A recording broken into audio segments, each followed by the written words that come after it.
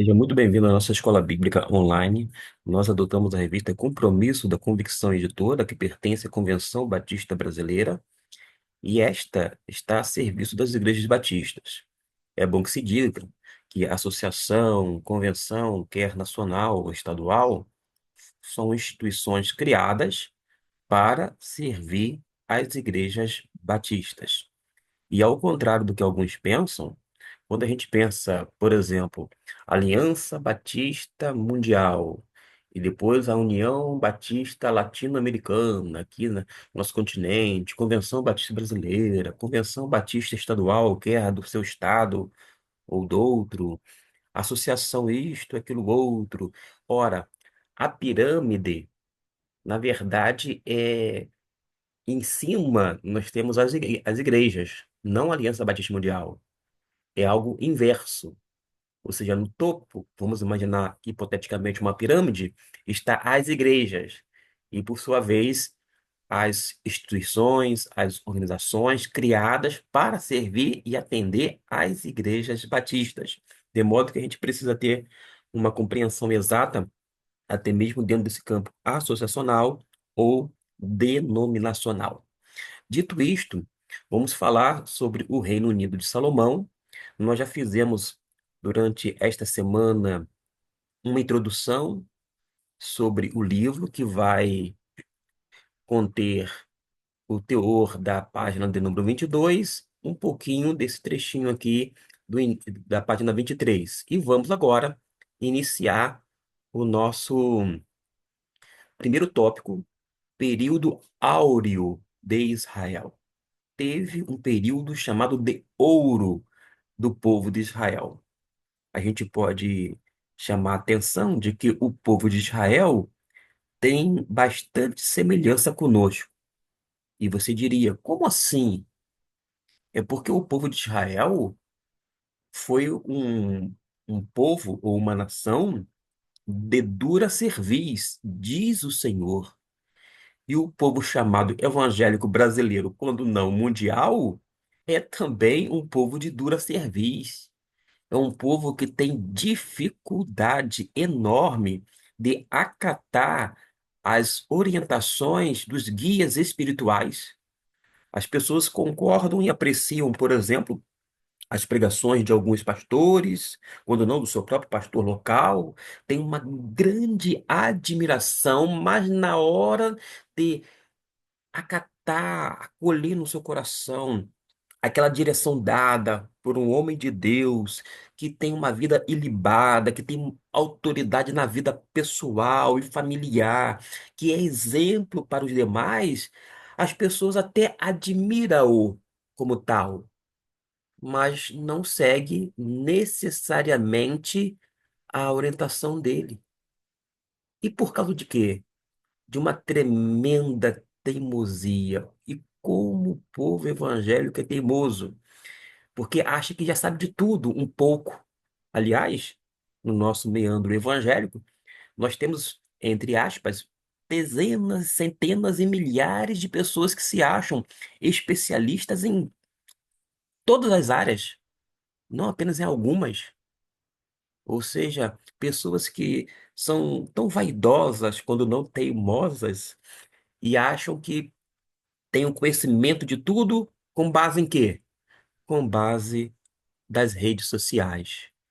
Ou seja, fica passando horas e horas na frente de um Facebook, quando não de Instagram e das demais redes sociais que nós temos, mas não debruça sobre livros sérios, livros com uma referência bibliográfica, onde tem substância, onde a pessoa pode, de repente, absorver o máximo possível, dependendo dela, porque ela tem que fazer por onde também.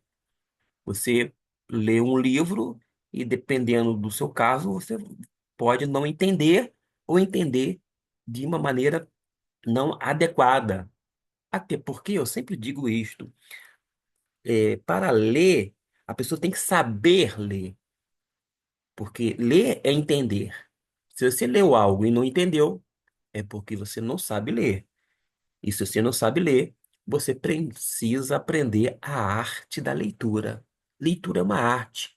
E a boa notícia é que a arte pode ser aprendida por toda pessoa interessada, pessoa que está motivada e que, diante de um professor, ele vai atuar como facilitador para que você, de fato, aprenda de uma vez por todas.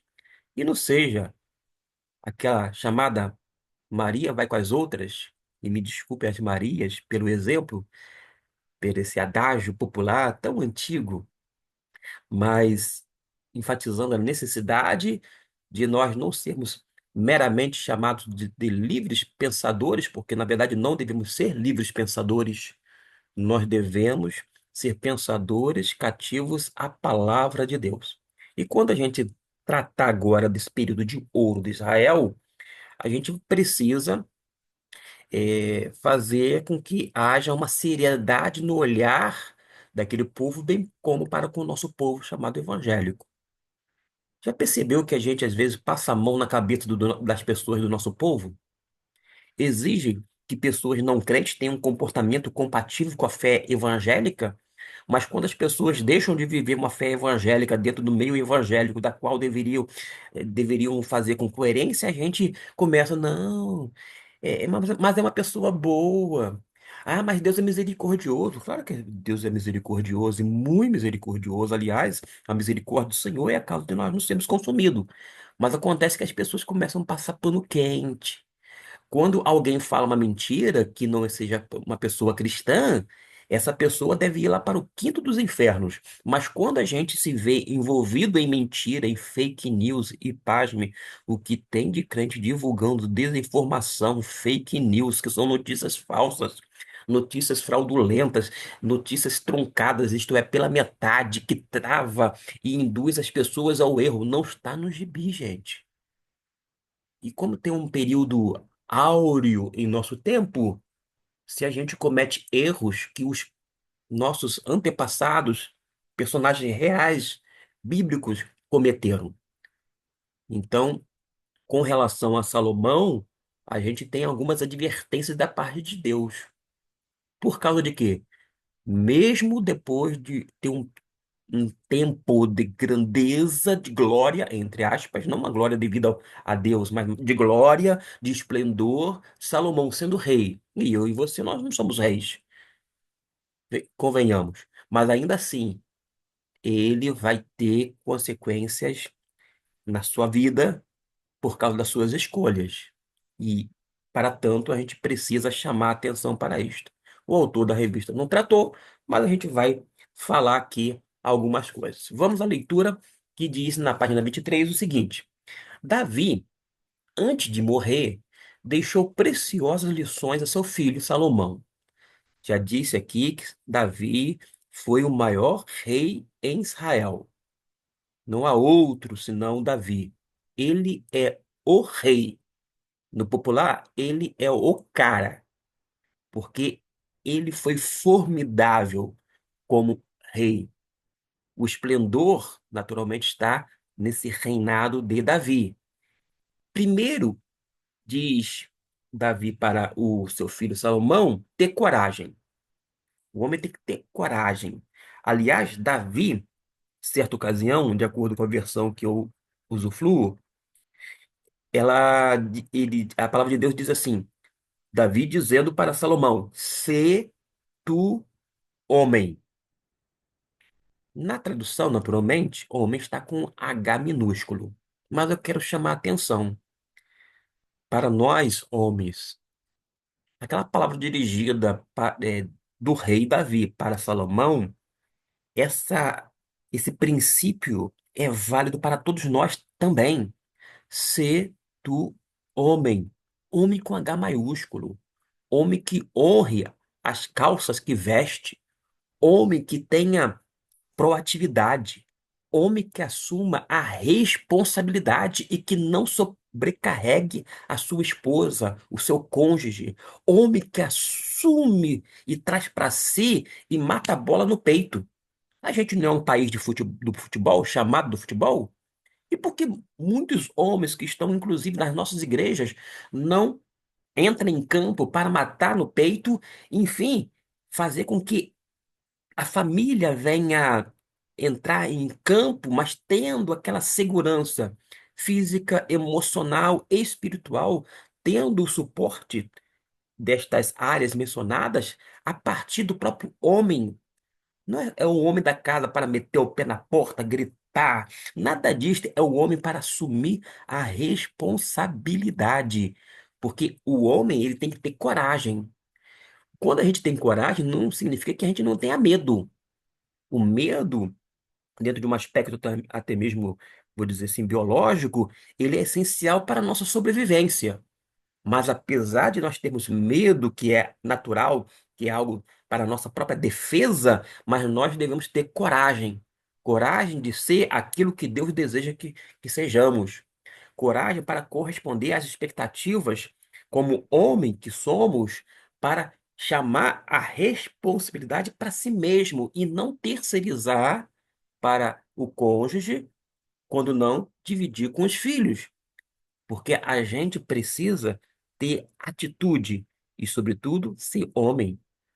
Cá entre nós, vou falar um pouco mais baixo. Quanto homem sem direção, não sabe para onde vai, homem que não tem objetivo, um homem de Deus que não tem meta, um homem de Deus que está no nosso cenário religioso, que está completamente perdido, não sabe nem por onde começar, não sabe o que faz. Ora, ora, ora. Se você, homem de Deus, não sabe o que fazer e não tem sabedoria, baseado na carta de Tiago, peça a Deus sabedoria, que Deus lhe dará deliberadamente, porque Deus quer que você seja um homem sábio, que venha conduzir a sua vida com seriedade, com comprometimento e o mesmo ocorrendo com sua família. Muitas mulheres hoje, independente de serem mães solteiras e etc e tal, estão aí na luta, na labuta, se gastando, se desgastando, sabe por causa de quê? Porque muitos homens deixaram de ser homens com H maiúsculo, deixaram de ser responsáveis, se tornam irresponsáveis.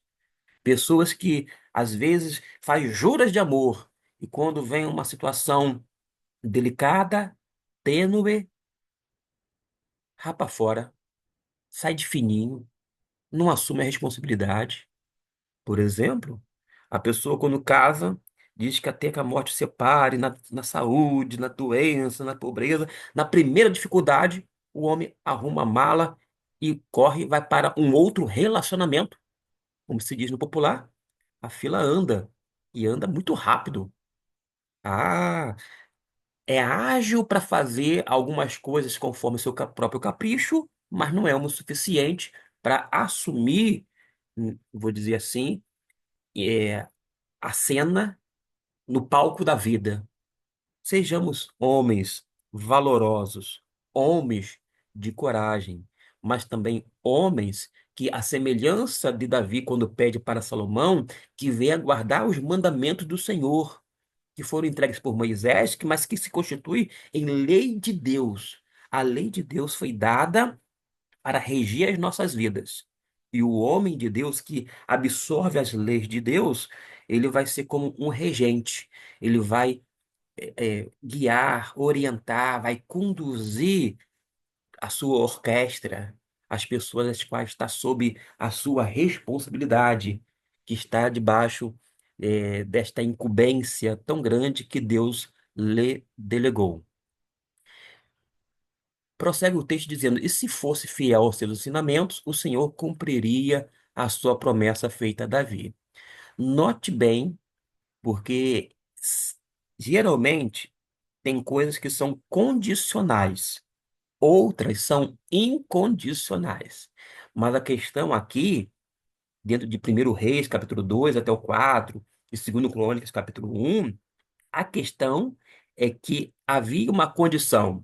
Tipo, olha, Salomão, se você fizer todas as coisas que eu mando, diz o Senhor, eu serei contigo, eu vou te abençoar, mas como eu sou Deus zeloso, eu não vou passar a mão na cabeça de ninguém.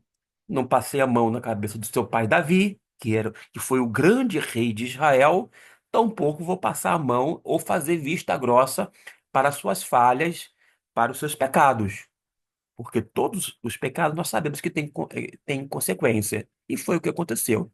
A outra história, a outra parte, porque a gente vai contar a primeira metade da história de Salomão. Na outra metade, aí as coisas são bem diferentes. Infelizmente, não era para ser assim, pelo menos no sentido do desejo de Deus, mas por conta do coração do homem que é pecaminoso. E se você segue o coração, lembre-se que diz a palavra de Deus que o coração do homem é enganoso. Meus irmãos, não siga o desejo do seu coração. Não vá pelas decisões do seu coração, pelos seus sentimentos, porque o sentimento do nosso coração é enganoso.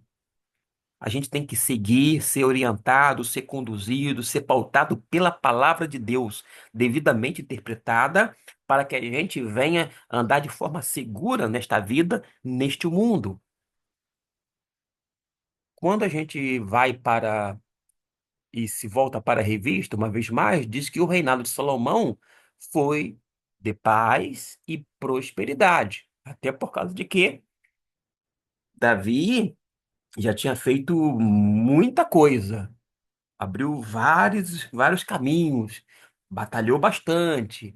E, quer queira que não, Salomão, filho de Davi, recebeu um legado.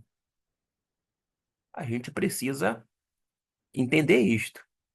Com relação a Saul, não defendendo-o, mas ele começou bem, depois é como um trem que descarrilhou, se perdeu. Mas acontece que ele foi o primeiro rei. Depois veio Davi, que ficou nada mais, nada menos do que 40 anos.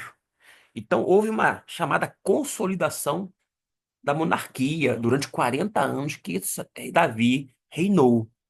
E ele foi ele é o maior líder em termos de rei dentro do Antigo Testamento. O reino de Salomão foi de paz e prosperidade, diferente da época do pai, que passou por grande parte de sua jornada e travando batalhas e expandindo o seu reino. Então, Salomão acaba usufruindo muita coisa, se não tudo, que foi feito durante 40 anos. Tem pessoas que são assim, recebem um legado do pai, de parente, que trabalharam e viveram ali a vida toda.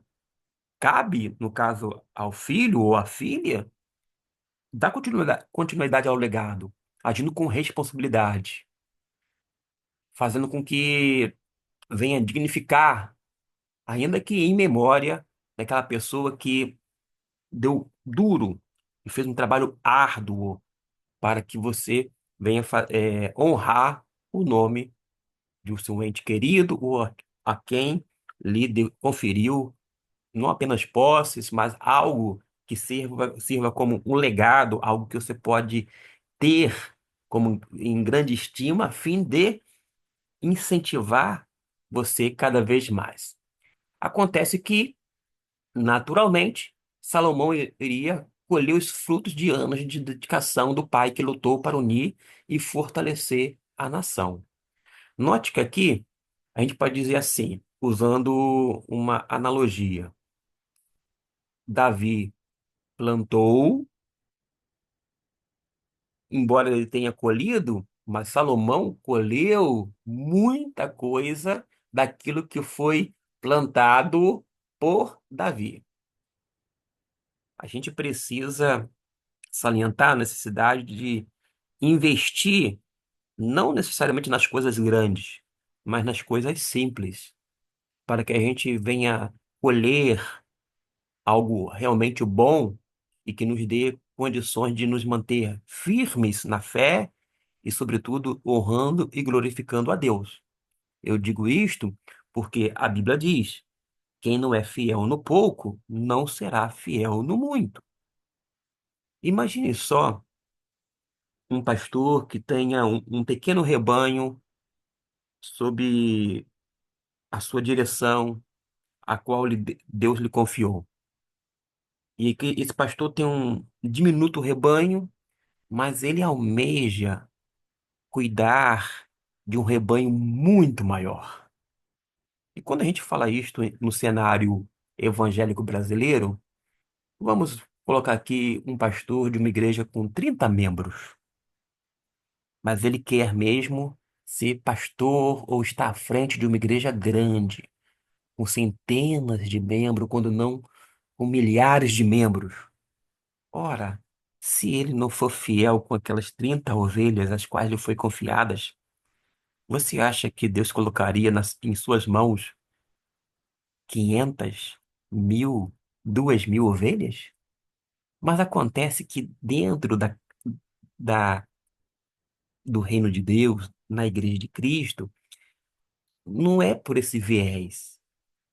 Você pode pastorear com integridade, que é um diminuto rebanho cujas ovelhas são do Senhor, e pastorear uma igreja de porte médio, quando não porte grande, cujas ovelhas são do Senhor de forma também íntegra.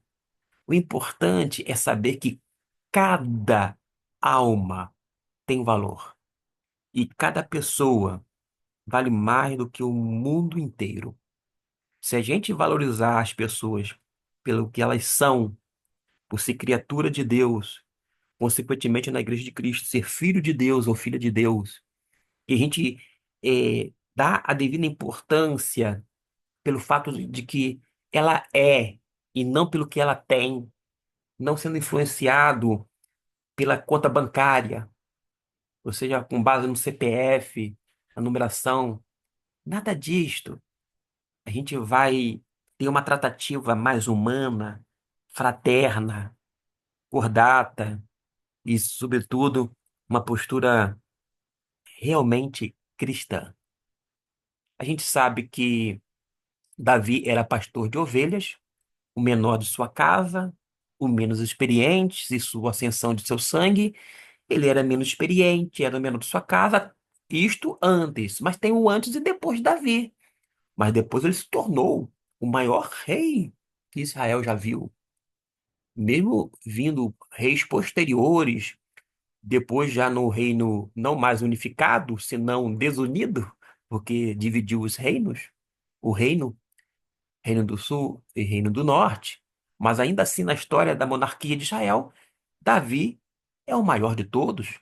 Ele não tinha experiência, mas ele adquiriu experiência. Na vida cristã é a mesma coisa, meus irmãos. A gente começa trêmulo, a gente começa um tanto gaguejante à frente de uma escola bíblica dominical, numa escola de treinamento, hoje chamada de DCC, Divisão de Crescimento Cristão. Nós começamos, às vezes, um tanto sem experiência, nervosos, quando vamos pregar num culto nos lares, quando não na rua, num coreto. Eu já preguei em coreto, por exemplo, numa praça pública. Eu já preguei, eu iniciei, aliás, pregando nos lares.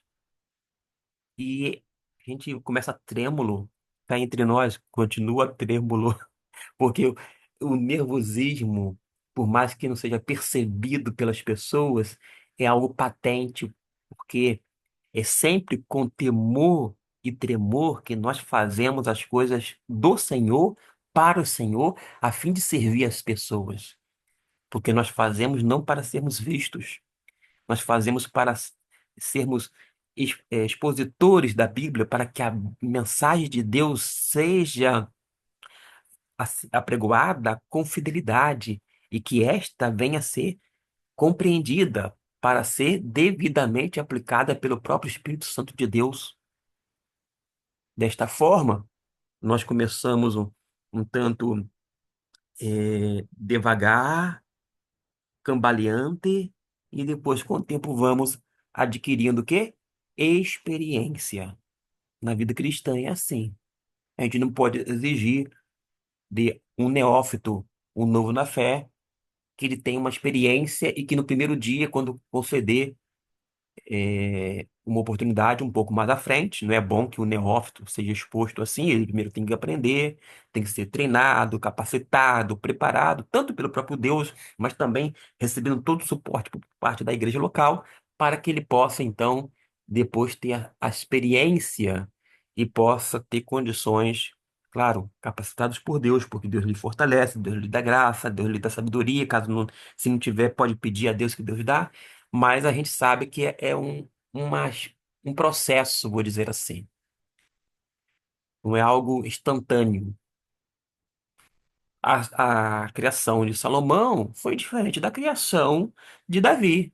Davi já foi criado dentro do palácio. Teve, digo, Salomão. Salomão foi regado de mordomia. Ele herdou tudo que o pai conquistou. Por essa razão, reconhece que é um menino e que precisa de muita sabedoria para conduzir o povo, que uma vez que não sabia conduzir nem a si mesmo.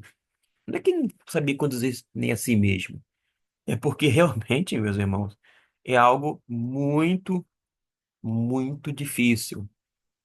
Lidar com pessoas não é fácil. Não foi naquela época, muito menos no nosso período. As pessoas, e vamos nos incluir, nós somos dificílimos. Não é fácil lidar com o ser humano. Mas é muito melhor lidar com o ser humano do que lidar, vou dizer assim, com pessoas que não são humanas, e com pessoas que não são humanas, com animais, por exemplo. Tem gente que fala assim: ah, eu prefiro lidar com animais, porque às vezes tem um pet, tem um animalzinho de estimação, e fala: "Ah, eu prefiro lidar com os animais do que conviver com pessoas." Para com isso. Nós somos seres gregários. Nós somos feitos para viver em sociedade. Nós somos feitos para vivermos integrados. Nós somos pessoas que são interdependentes. Nós precisamos uns dos outros. Nós devemos conviver com as pessoas, ou viver na sociedade. Agora, dizer que é preferível, é, que é melhor viver com um animal do que pessoas, e por conta de algumas atrocidades, de pessoas cruéis, de tantas coisas horrendas que acontecem no mundo, mas a gente não pode jogar, e deixar com que o bebê venha a ser jogado da bacia. E tem aquela água suja, porque antigamente a gente sabe, pela história, que a água era escassa, botava aquela banheira, o primeiro a tomar era quem? Era o homem da casa. E ele tomava banho naquela banheira e depois ia passando, né? Por uma questão de sexo, o homem, né? Masculino, feminino, depois as mulheres e por último era o bebezinho que tomava. Aí a gente não pode jogar o bebê junto com a água da bacia, da banheira, porque já estava tão, digamos assim, imunda, encardida aquela água, que o bebê estava ali dentro e a gente não podia jogar fora e perder o bebê. Mais ou menos assim. A gente não pode, vou dizer, agir dessa forma. Agora, nós precisamos sermos conduzidos com sabedoria. Ele mesmo diz que não passava de uma criança, então pede a Deus sabedoria, já que o Senhor lhe disse que daria o que desejasse. Vamos aqui em cima. Então Salomão exclama: Dá a teu servo entendimento para julgar o teu povo, para discernir com sabedoria entre o bem e o mal. Deixa-me fazer uma digressão aqui. Não quero que você concorde comigo, apenas ouça com atenção. Você que me acompanha no cantinho teológico, algo que me deixa um tanto inquieto não é que a gente não deva ter animais. Eu já tive animais, cachorros, por exemplo, período da infância e até mesmo na idade adulta, e tratava-os como animais, com cuidado, dando vacinação, dando banho. Dava banho. Nós tivemos o último cachorro que nós tivemos. Eu, a Esté e a Carol, o Gabriel não era nascido, se chamava Duque. E a gente cuidava do Duque. Tinha também a Suzy, que foi a mãe do Duque. Então a gente cuidava. Sendo que eu, Gustavo, nós tínhamos a casinha do Duque e da Suzy. Era no lado de fora. A gente não deixava, vez ou outra, adentrava e saía. Eu, não, eu, Gustavo, tá, gente? Eu não colocava cachorro dentro de casa. Cachorro tinha lá sua casinha, tudo bem feita, e muito bem feita. Tudo ali com tratamento, etc e tal.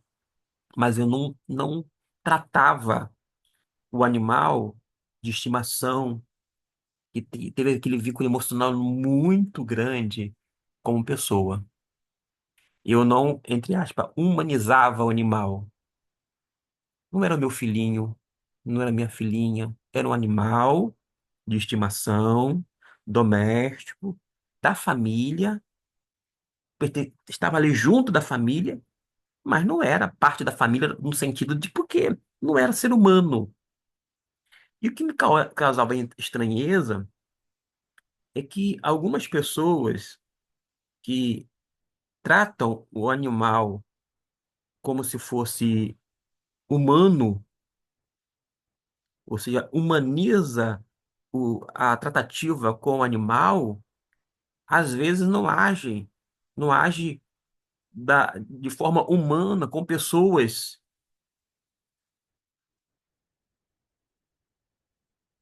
Tipo assim, a gente vê um ser humano na rua e age às vezes com indiferença, independente de ser um morador de rua, de ser uma mulher chamada da vida,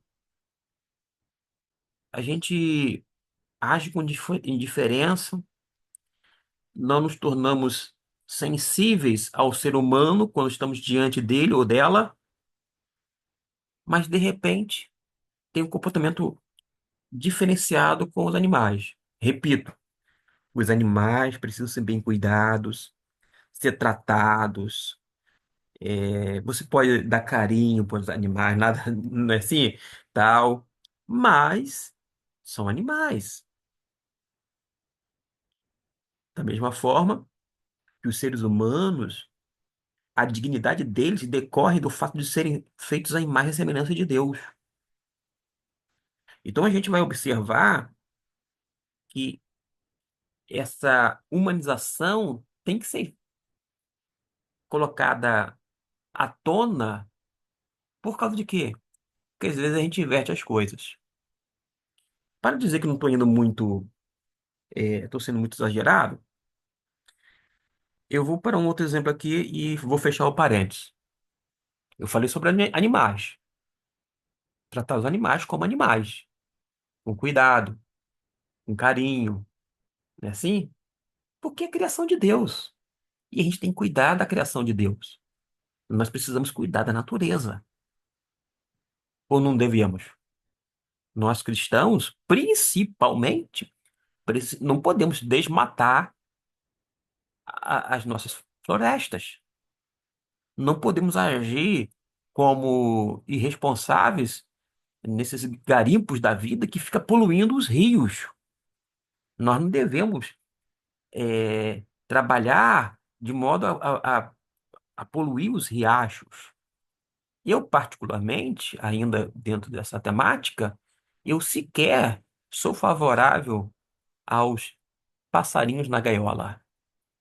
Por causa de quê? Eu já morei, meus irmãos, dentro da segunda maior reserva de Mata Atlântica do estado do Rio de Janeiro. Eu já morei lá dentro, convivia com aqueles animais, com a natureza, com a criação de Deus. Coisa linda é ver os pássaros cantar livremente. Coisa triste é ouvir o canto dos pássaros nas gaiolas. Que coisa triste. Pássaros que ficam ali confinados, aqueles centímetros quadrados, não são metros quadrados. Centímetros, que coisa. Tô falando do meu coração, que coisa triste. Eu não sou favorável, por exemplo, à caça de animais silvestres, da natureza. Para com isso. Deixa os animais ali na natureza. Quando você quer comer uma carne e você não tem, você não vai no mercado, por mais caro que esteja, mas você não vai usufruir daquilo que o mercado lhe dá de uma forma legal, com a questão sanitária, por que você vai caçar animais protegidos pela lei e vai agir de uma forma ilegal? Não tem razão de quê. Da mesma forma, é o seguinte, quando a gente lida com a pessoa e com as coisas, você ama mais as pessoas ou ama mais as coisas? Porque às vezes a gente fala assim, eu amo as pessoas, mas parece que o seu coração está realmente nas coisas. Eu era adolescente quando li no mural o seguinte, abre aspas, se devemos amar as pessoas e usar as coisas, por que usamos as pessoas e amamos as coisas? Fecha aspas. Às vezes o nosso coração está mal direcionado. Não entende que as coisas são feitas, o seu valor, a sua importância é para que possa estar a nosso serviço, à nossa disposição e à disposição das pessoas, mas nunca colocar o nosso coração nas coisas, e sim nas pessoas. Vamos prosseguir? Fecha o parênteses. O contexto no qual fomos criados nos influencia, naturalmente. Nós somos produto do meio do meio que se vive. A gente aprende isso na escola, não é isso? Podemos ser levados a viver uma vida baseada no que temos em nossas mãos, e se não soubermos utilizar, ficaremos com as mãos vazias. Não devemos confiar na nossa inteligência e capacidade. Precisamos de sabedoria do alto para administrar a bagagem que carregamos. É verdade. Mas vamos pontuar aqui. Primeiro que a gente, de fato, é influenciado pelo meio que se vive. Não está dito dessa forma, mas nós somos produto do meio que se vive. A igreja está no mundo, mas ela não deve assimilar o mundo. Percebeu? O mundanismo tem adentrado sorrateiramente na igreja. A gente fala que nós pertencemos ao Senhor, que a nossa mente é cristã, porque nós temos a mente de Cristo, mas note só isto. O que se torna moda dentro da sociedade, daqui a pouco aquele mesmo modismo está dentro da igreja. Vai adentrar de uma forma sutil ou não, mas vai adentrar com relação a vestimenta. Às vezes as pessoas se vestem da mesma forma que se vestem na sociedade. E às vezes vai com vestimenta, não apenas as mulheres, mas às vezes homens também, com vestimentas que não são decentes. Ou ainda não são apropriadas para o local, porque é um templo. Às vezes a pessoa tem um linguajar na igreja que é mais um linguajar quase que mundano. Para com isso. A pessoa destila ódio. Que coisa mais absurda. Às vezes a pessoa, no período chamado de carnaval, vai fazer um retiro espiritual. Quer se retirar porque naquele período onde a população e a população de uma forma esmagadora vai para as ruas e etc e tal, fica lá na festa da carne, as pessoas vão para um local, se retiram, mas acaba levando, em alguns casos, ideias ou coisas mundanas. É como se fosse para o retiro, a fim de se afastar do mundo temporariamente para recarregar as energias, mas acaba levando o mundo para dentro do retiro. Aí a gente inventa um monte de coisa. Os nossos retiros têm tanta criatividade, meus irmãos, vocês não têm ideia. Não têm ideia. Eu estou falando isso porque eu tenho mais de 30 anos de vida cristã. Acontece que Deus não quer criatividade, Deus deseja da nossa parte fidelidade. E às vezes nós somos por demais criativos e pouco fiéis. Quando não, deixamos de ser fiéis, logo somos infiéis. E não adianta colocar o slogan no seu carro, aquele adesivo, Deus é fiel. Sim, claro que Deus é fiel. Mas a questão não é esta. Porque Deus não muda. Deus vai permanecer sempre fiel. É que às vezes há inconstância do homem. E por isso a necessidade de ser fiel no pouco para ser fiel no mundo, no muito. Salomão, ele sabia muito bem administrar a bagagem, inicialmente falando. Ele pediu sabedoria, Deus lhe concedeu, e além disto, Deus foi além. Deus colocou riqueza na mão dele. Além de sabedoria, foi agregado o quê? Riqueza. E ele foi cheio de glória, de sabedoria também. Agora, a concessão do Senhor a Salomão estava condicionada sempre a seus atos de obediência. E não podemos jamais esquecer que a obediência vai o quê? Gerar bênção como consequência. No contexto do Antigo Testamento, se a pessoa era obediente, ela seria considerada abençoada. Se ela fosse desobediente, a consequência era a maldição. Toda a nossa atitude, todos os nossos atos, todo o nosso comportamento gera consequências. Que é de uma forma, às vezes, imediata ou não, mas gera consequências. No segundo tópico, fala sobre um lugar de adoração, com base em 1 Reis, capítulo 5 e até o 11, e 2 Crônicas, do 2 até o 9. Parte da narrativa do reinado de Salomão gira em torno da construção do templo.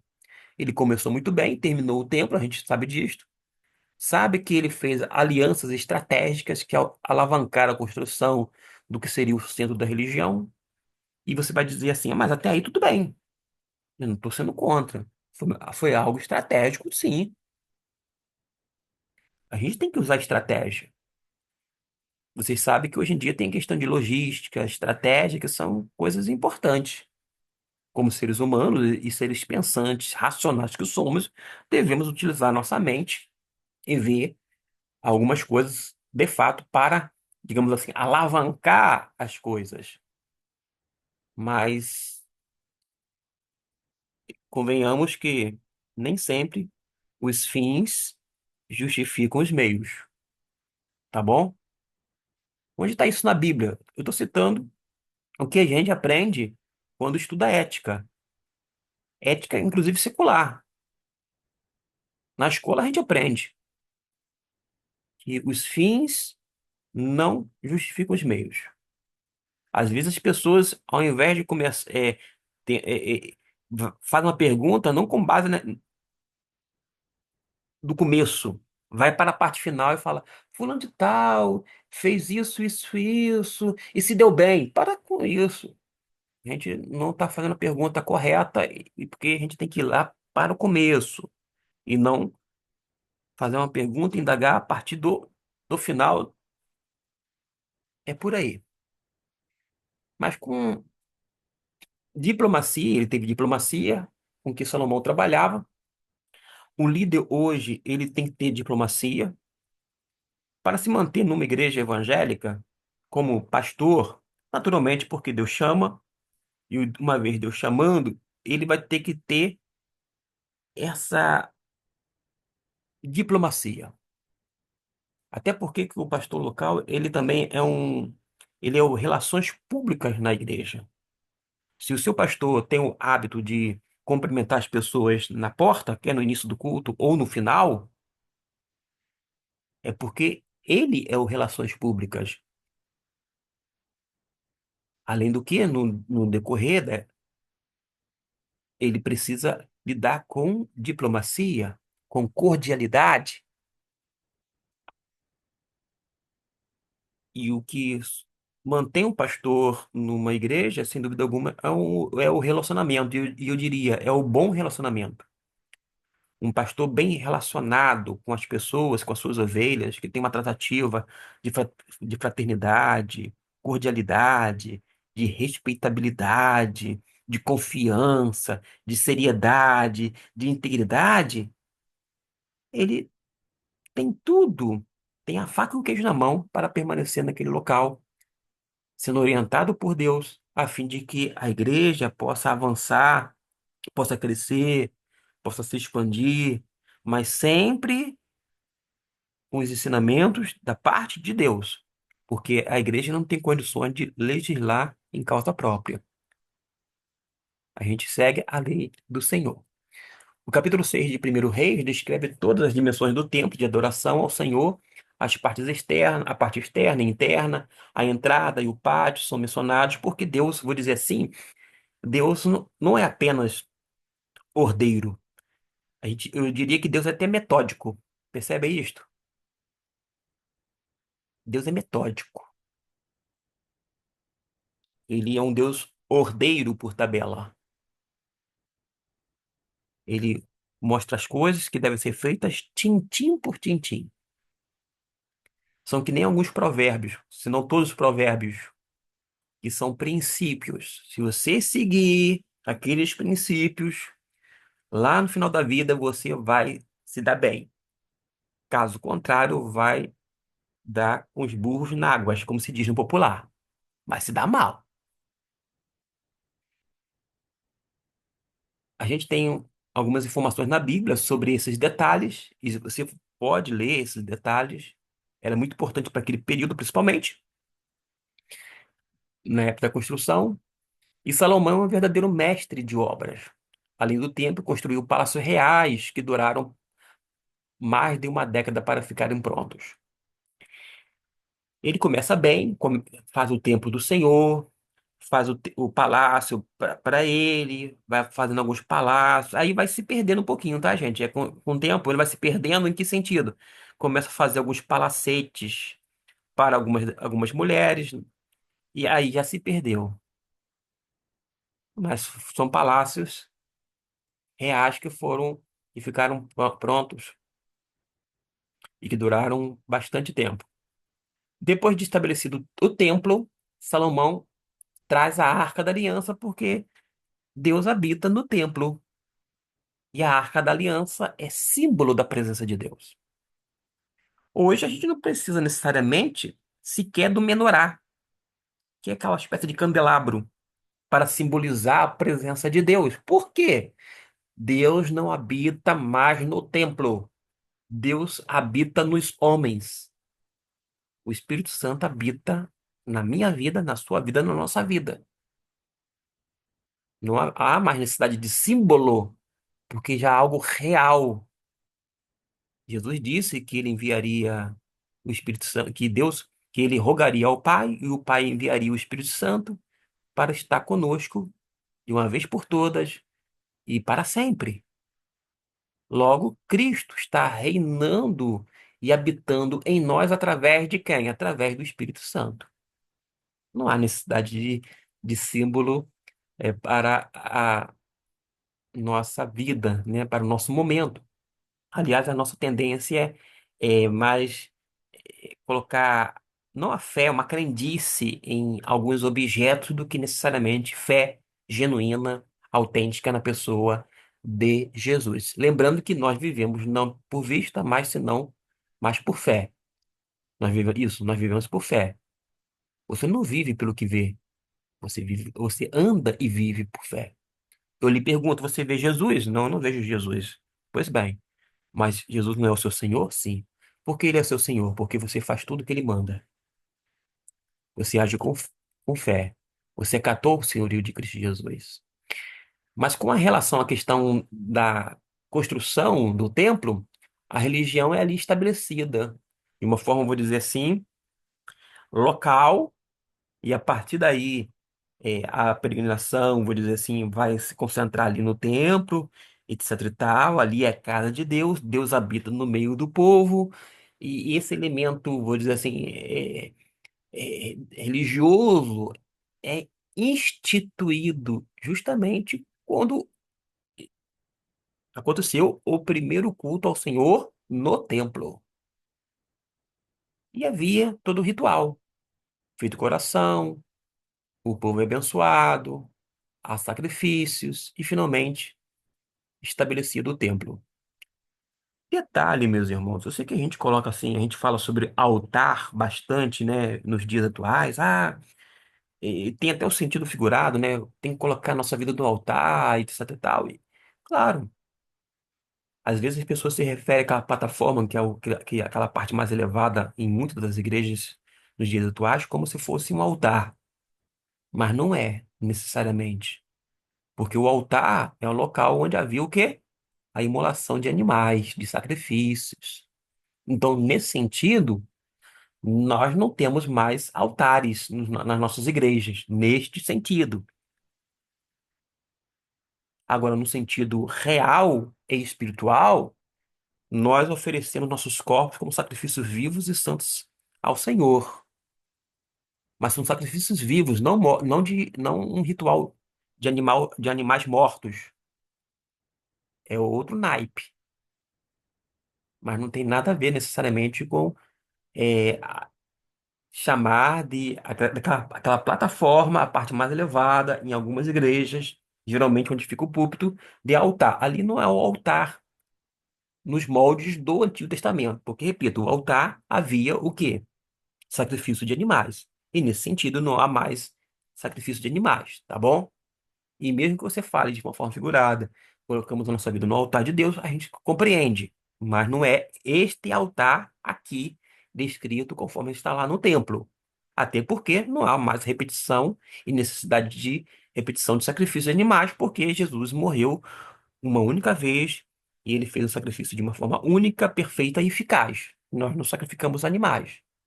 Nós já temos acesso direto ao Pai, não é verdade? Da forma que não existe mais, já que a gente está falando em templo, levitas. Ah, porque ele é um levita de Deus porque canta. Ora, levita tinha levita que cantava, mas nem todo. Mas levita fazia um monte de coisas que hoje os cantores não querem fazer. Uma coisa é sermos cristãos. Outra coisa é acabar tentando trazer elementos do judaísmo para os dias atuais. Nós não somos judeus, nós somos cristãos. Não tem razão de eu, Gustavo Luiz, usar trajes típicos dos judeus, sendo eu um cristão. Não tem razão. Você pode? Pode. Deve? Aí é a pergunta. Porque eu posso confundir as pessoas. Eu posso trazer confusão, ao invés de estar dando uma direção segura.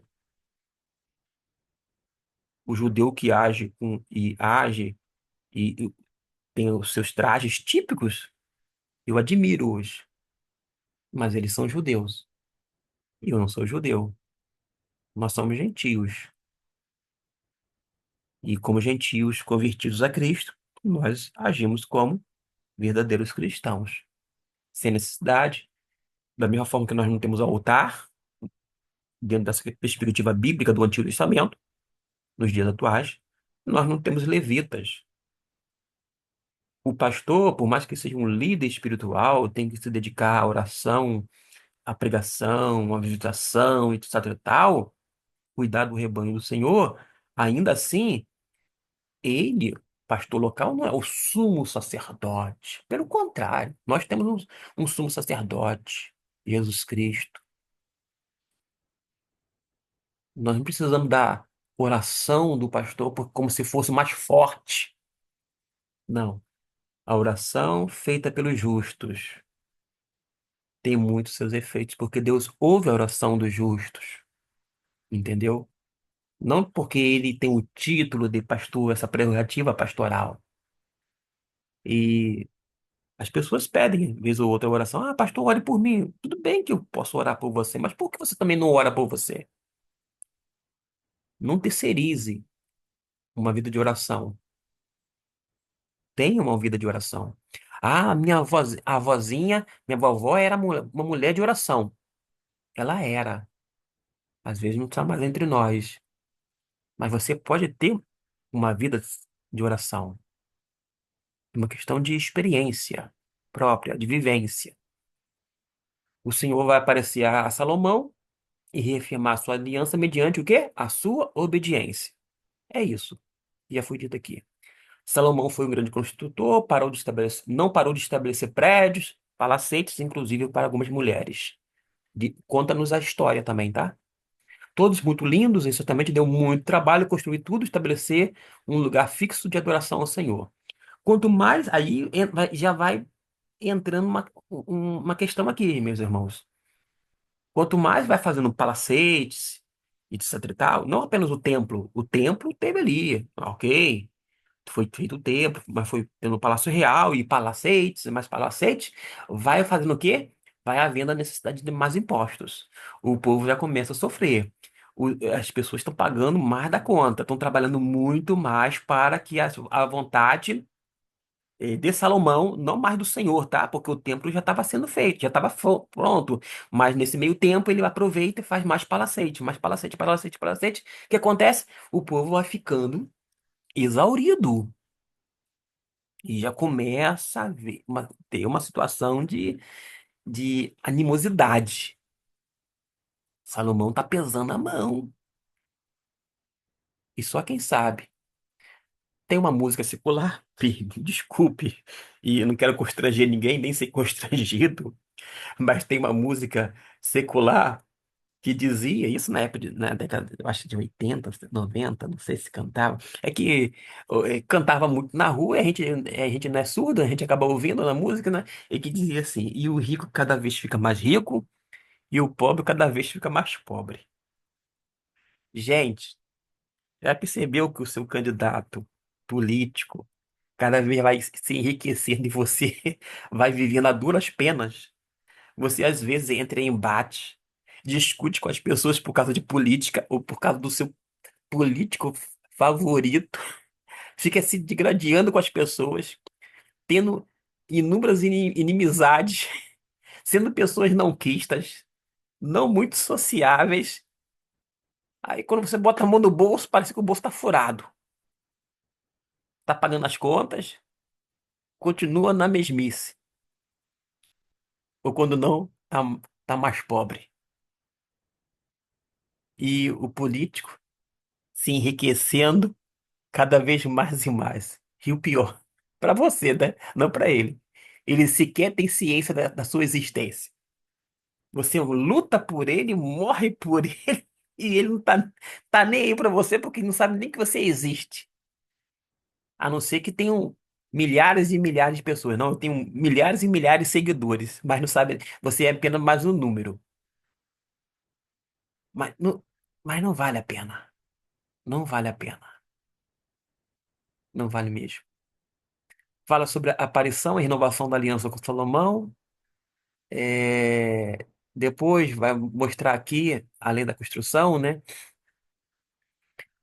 Olha só o que Deus diz: o Senhor foi bem claro em suas palavras, mas se vós e vossos filhos vos desviardes de algum modo e não me seguirdes, nem guardardes os meus mandamentos, os meus estatutos que vos tenho proposto, mas decidirdes cultuar e adorar outros deuses, então exterminarei Israel da terra que lhe dei e lançarei longe da minha presença esse templo que santifiquei para o meu nome. Ou seja, com Deus não se brinca, né?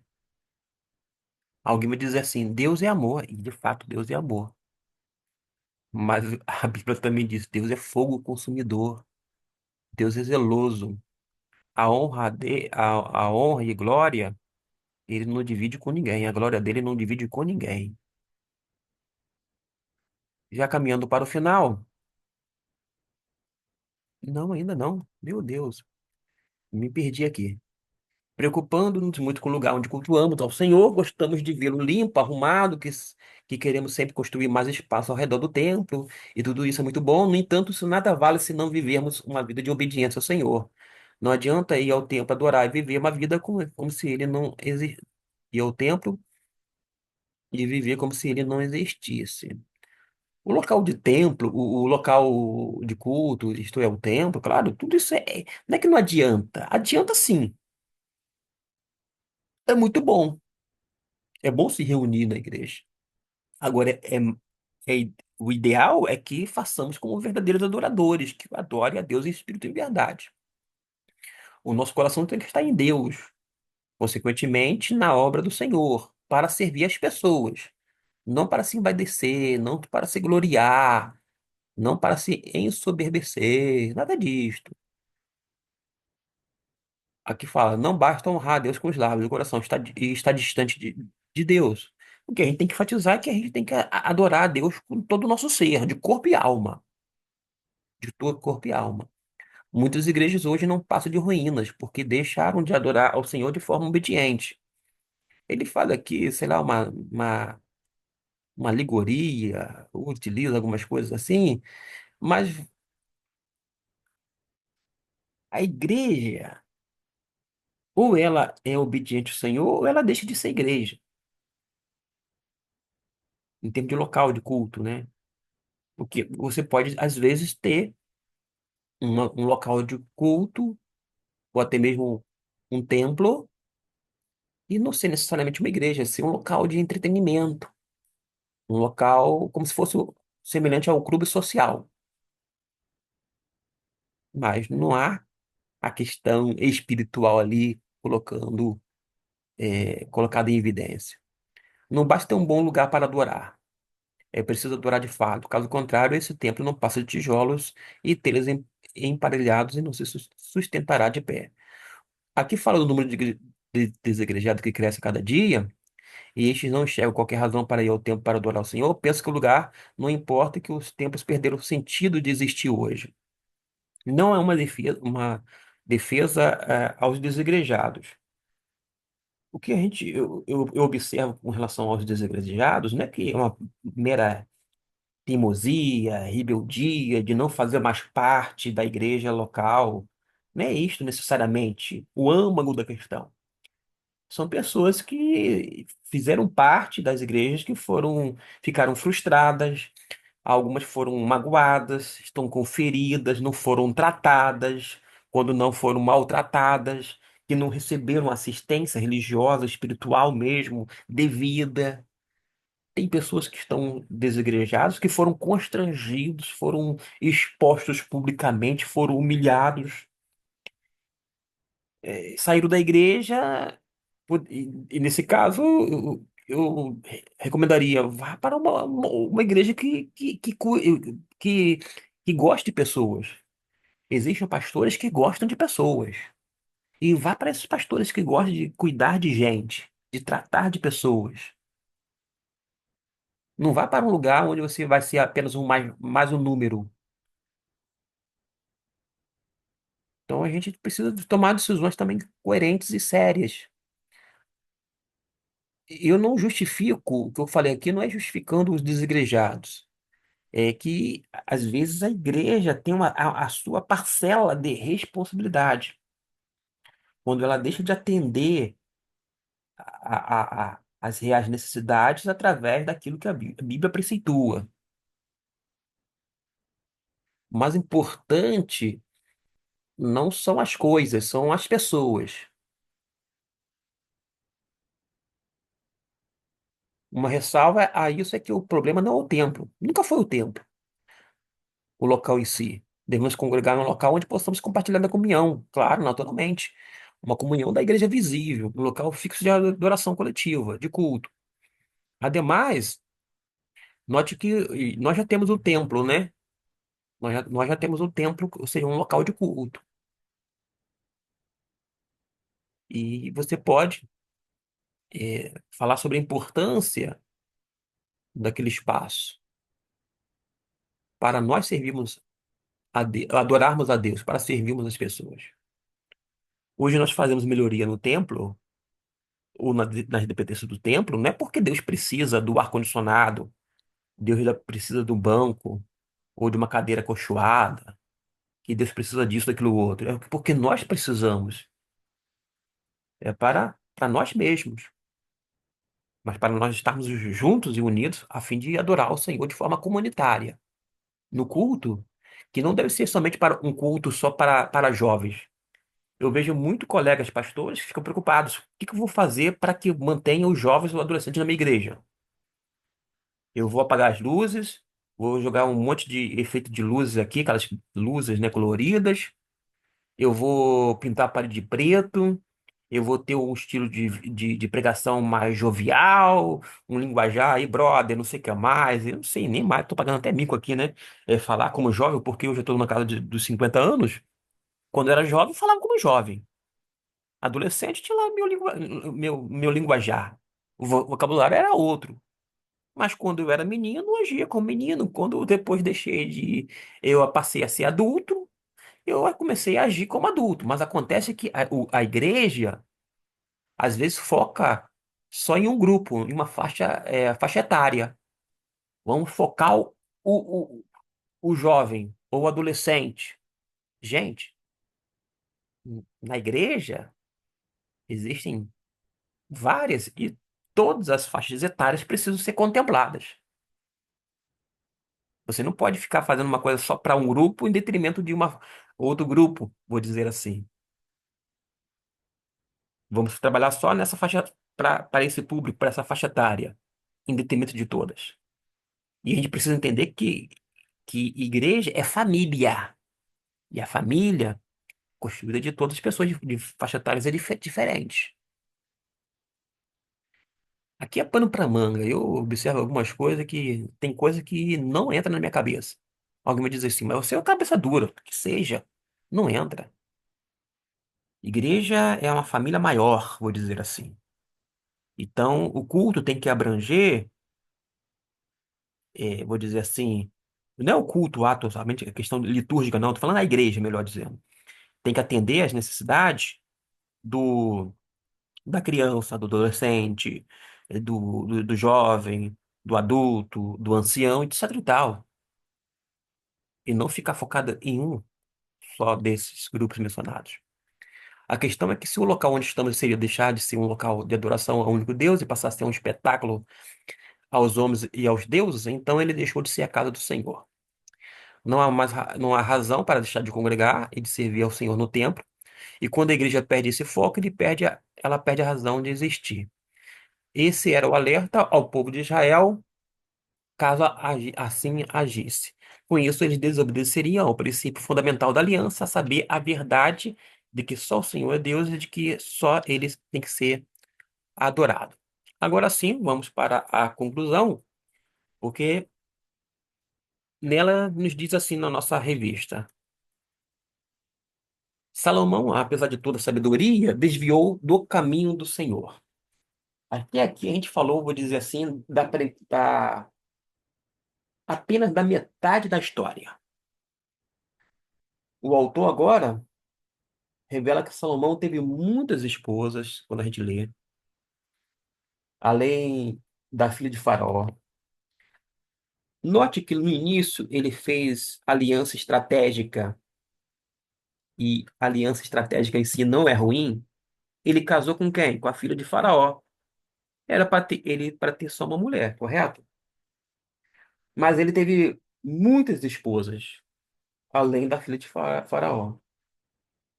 Mais uma vez, faz lembrar uma proibição vista em Deuteronômio, quando diz: tão pouco para si multiplicará as mulheres para que o seu coração não se desvie. Quando nesse texto em Deuteronômio fala sobre a questão dos reis, já havia dito que ele não poderia multiplicar as mulheres.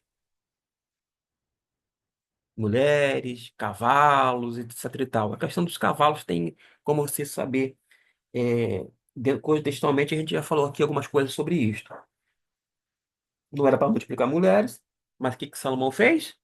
Multiplicou mulheres. Em outras palavras, era para ficar casado só com a filha de Faraó, lembrando que casou com ela, inicialmente, uma questão estratégica. Beleza, mas depois deu ruim. Agora fica claramente visível o fio crítico, até então quase imperceptível. Essas mulheres estrangeiras, provenientes de nações com cujas mulheres Deuteronômio proibia o casamento, basta você ler Deuteronômio, versículo 2, 3 e 4, que vai oferecer um resumo. E na parte final, eu, quando falo isto, porque Deuteronômio que se aplicar aos reis, tá, gente? Não é que eu tô fugindo do assunto aqui, não. Eu tô lendo, abrindo aqui a Bíblia, porque Deuteronômio 17, olha o que diz no versículo 2: o castigo sobre a idolatria. Digo, no capítulo 7,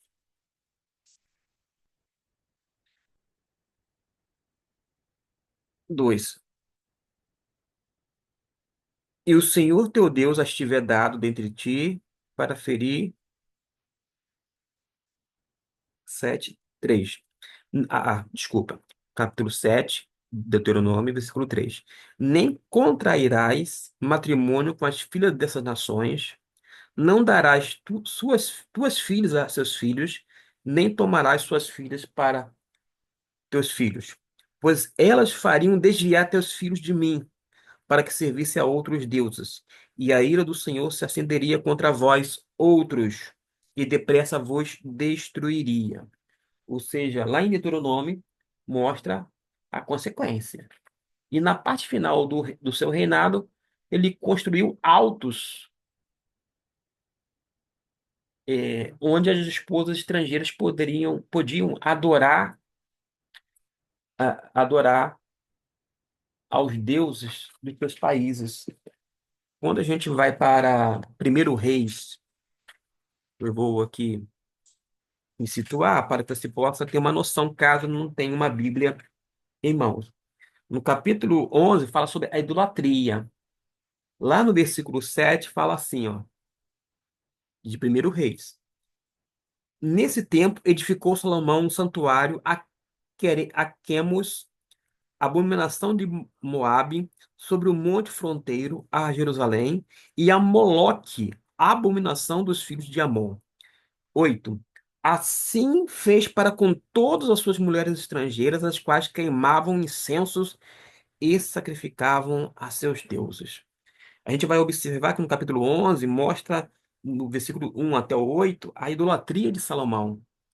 Ele não apenas permitiu, mas ele patrocinou a idolatria, viabilizando os cultos aos deuses de suas esposas. E essa é a verdadeira ironia. O rei que construiu o templo, assim tornando obsoleto os altos, que eram lugares de cultos para as divindades, e para a adoração de outros deuses.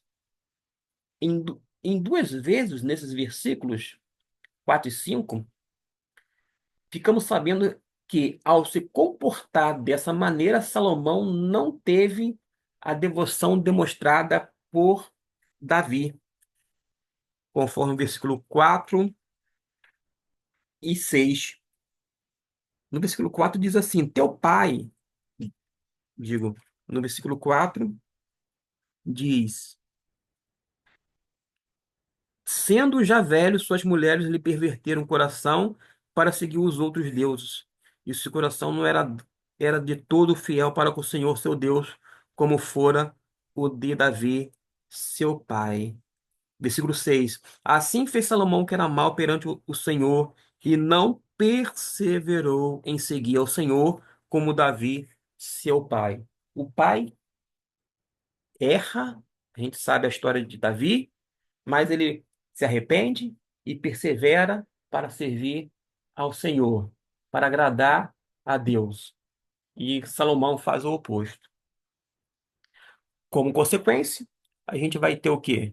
A gente vai ter o veredito de Deus. A gente observa isto lá no versículo 9 até o 13.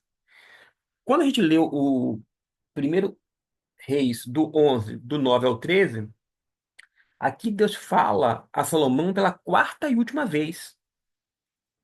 Nós somos lembrados de que Deus duas vezes lhe aparecera, ressaltando que Salomão havia recebido benefícios muito especiais, mas apesar desses encontros pessoais com o Deus de Israel, Salomão havia deixado de segui-lo.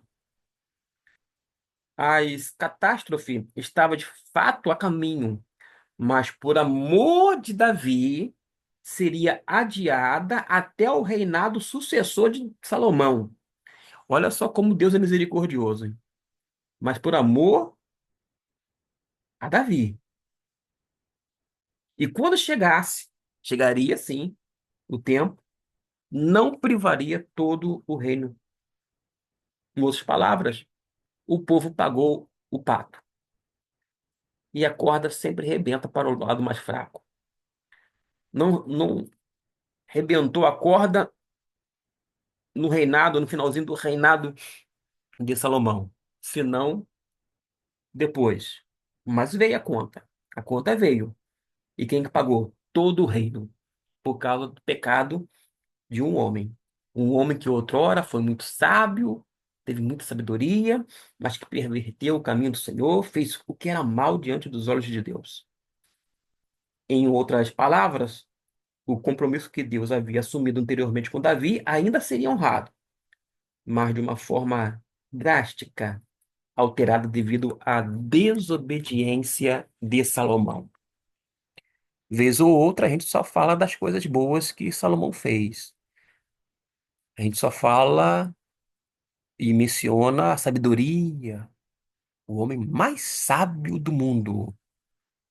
Porém, mesmo com sabedoria, com riquezas, com toda a glória do seu império, digo, do seu reinado, ele começou a desobedecer à lei de Deus e a gente vê as consequências. Vou ficar por aqui, por uma questão de tempo. Você que me acompanha sabe que eu deixei para a última hora este vídeo. Amanhã já é domingo, dia 26. Porém, eu faço nesse momento para que você possa ter continuidade ao nosso trimestre. Que Deus possa lhe abençoar abundantemente. Qualquer dúvida, você pode deixar no comentário alguma pergunta também, que assim que puder, eu respondo a cada um de vocês. Deus abençoe. Fiquem com Deus.